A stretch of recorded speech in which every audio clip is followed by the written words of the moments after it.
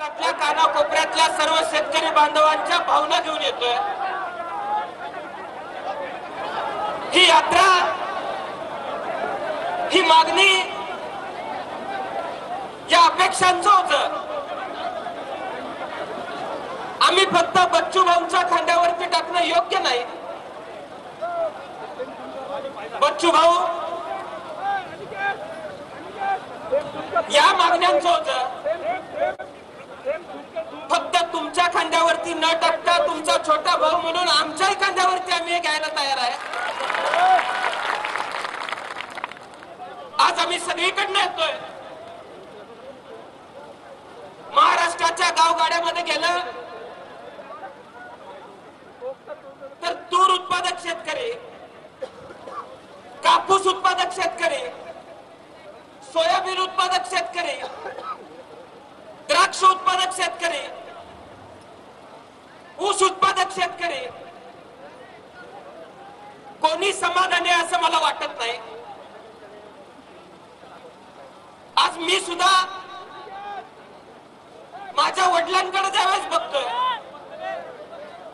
त्यावेळेस एका सर्वसामान्य शेताच्या कुटुंबातनं ते बाहेर आलेले आहेत। बच्चू भाऊ, मी तुम्हाला सांगू इच्छितो, अवघा 23 वर्ष वय असावं माझ्या वडिलांचं। व्यसनाच्या आहारी जाऊन आमचे आजोबा वारले, पण मी तुम्हाला सांगू इच्छितो, माझ्या आजीनं आणि माझ्या वडिलांना फक्त शेतीच्या जीवावरती त्या काळामध्ये 50,000 रुपयांचं कर्ज फेडलं होतं। काबड कष्ट करावं लागतं। गावगाड्यामध्ये शेतकऱ्यांच्या पोरांचं आयुष्य कसं असतं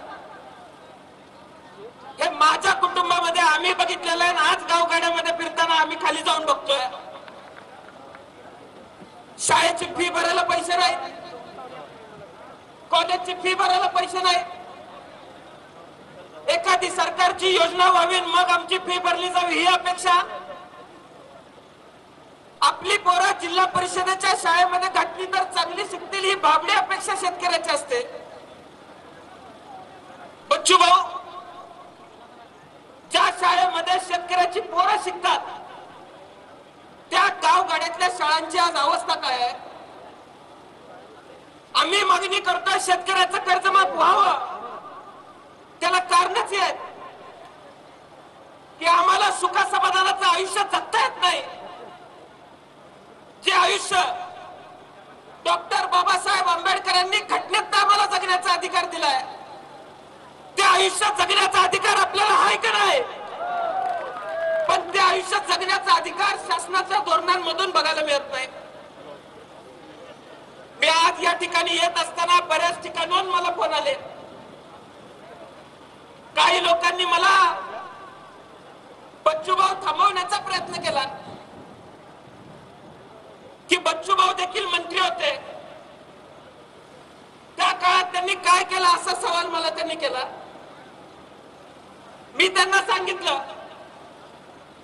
पंजाबच्या सीमेवरती तिथला शेतकरी दिल्लीच्या सीमेवरती येऊन आंदोलन करत होता, त्यावेळेस हातामध्ये मंत्रीपद होतं। संपूर्ण देशामध्ये शेतकऱ्यांच्या मांडीला मांडी लावून, शेतकऱ्यांच्या खांद्याला खांदा लावून एकमेव मंत्री ज्या शेतकऱ्यांबरोबर आंदोलनामध्ये मिसळला त्या मंत्र्याचं नाव बच्चू भाऊ कडू होतं। ज्या माणसाचा हेतू प्रामाणिक आहे, ज्या माणसाच्या शेतकऱ्याच्या संदर्भामध्ये भावना प्रामाणिक आहे, त्या माणसाच्या उपोषणामध्ये, आंदोलनामध्ये फक्त सहभागी म्हणून नव्हे तर त्या माणसाबरोबर घाम गाळावा लागला, रक्त सांडावं लागलं तर ती रक्त सांडण्याची तयारी आमच्या सर्वांची असणार आहे। आज आपण सर्वांनी लक्षामध्ये घ्यायचं आहे, उद्याचा संघर्ष आपल्या सर्वांसमोर फार मोठा आहे। बच्चू भाऊ, मी तुम्हाला सांगू इच्छितो, 2 दिवसापूर्वी माझ्या भागातल्या द्राक्ष उत्पादक शेतकऱ्यांची मी दयनीय अवस्था लक्षवेधी म्हणून विधान भवनामध्ये अधिवेशनामध्ये मांडली। दुर्दैव महाराष्ट्राचा असं आहे, मी जी लक्षवेधी मांडली बच्चू भाऊ, मी द्राक्षाच्या संदर्भातली लक्षवेधी मांडली, कृषी मंत्री उठले, त्यांनी मला सांगितलं उत्तर देताना की मी सुद्धा द्राक्ष उत्पादक भागातून येतो. त्यांनी मला प्रक्रिया सांगायला चालू केली. बच्चू भाऊ हे लोकप्रतिनिधी म्हणून द्राक्ष उत्पादक भागातून निवडून येतात आणि द्राक्ष कसे उगवतात हे सुद्धा कृषी मंत्र्यांना माहित नव्हतं. मी त्यांना म्हणलं, शासन मला चुकीचं उत्तर देतंय, आपल्याला द्राक्षाची उगवण्याची प्रक्रिया माहित नाही. मला तुम्ही दिलेलं उत्तर मान्य नाही म्हणून मी लक्षवेधीला उत्तर देताना सांगितलं, ज्यांना शेती समजत नाही अशी माणसं आज या राज्याच्या शेती मंत्री म्हणून बसलेले आहेत. आमची प्रामाणिक भावना आहे, माझी शासनाला विनंती असणार आहे, आज इथे येऊन जनसमुदाय बघण्याची त्यांनी आवश्यकता आहे. इथल्या शेतकऱ्यांची भावना समजून घेणारा शेती मंत्री या महाराष्ट्राला मिळाला पाहिजे आणि ज्याला शेतीतलं कळतं असा शेती मंत्री मिळाला पाहिजे. अशी जर भावना आम्ही व्यक्त केली तर काय चुकीचं आहे?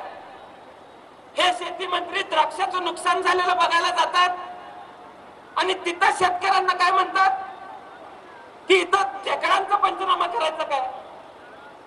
आज तुमच्या कल्पक बुद्धीकडे बघून आम्हाला सुद्धा प्रश्न पडतो, ढेकूळ मातीचा आहे का ढेकूळ तुमच्या बुद्धीचा आहे? हा सुद्धा प्रश्न तुमच्या कल्पक बुद्धीकडे बघून आमच्याकडे आम्हाला पडतोय. आज बच्चू भाऊंसारखं नेतृत्व या राज्यातल्या शेतकऱ्यांच्या साठी उभारलेलं आहे. आपण सर्वांनी या पुढच्या काळामध्ये काळजी घ्यायची आहे की आपला नेता एकटा पडला नाही पाहिजे, आपला नेता एकटा संघर्षामध्ये पडला नाही पाहिजे. ज्यावेळेस आपला नेता संघर्ष करतो त्यावेळेस तुमच्या आमच्या ताकदीच्या जोरावरती आपला नेता संघर्ष करत असतो. उद्या न्याय मिळाला तर बच्चू भाऊंना न्याय मिळणार नाही. उद्या कर्जमाफी झाली तर एकट्या बच्चू भाऊंची कर्जमाफी होणार नाही. उद्या हमी भाव मिळाला तर एकट्या बच्चू भाऊंच्या रानाला हमी भाव मिळणार नाही. तो तुमच्या आमच्या सर्वांच्या रानाला हमी भाव मिळणार ही भावना तुम्ही सर्वांनी लक्षात ठेवायची आहे. आणि शेवटपर्यंत बच्चू भाऊंबरोबर या मागण्यांच्या बरोबर उभा राहण्याची भूमिका आपण सर्वांनी घ्यायची आहे.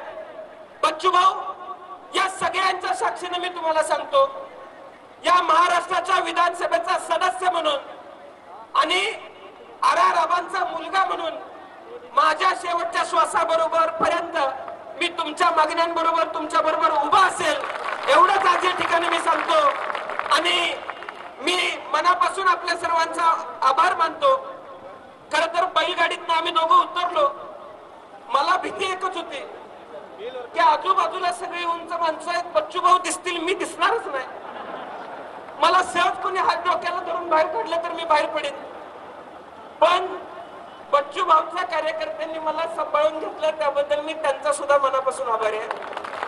आपण सर्वजण मोठ्या संख्येनं इथं उपस्थित राहिलात आणि आम्हालाही उपस्थित राहण्याची संधी दिली, त्याबद्दल मी मनापासून आपल्या सर्वांचे आभार मानतो आणि माझे 2 शब्द मी संपवतो. जय हिंद, जय महाराष्ट्र. धन्यवाद. रोहितजी पाटील यांनी आपलं मनोगत व्यक्त केलं. यानंतर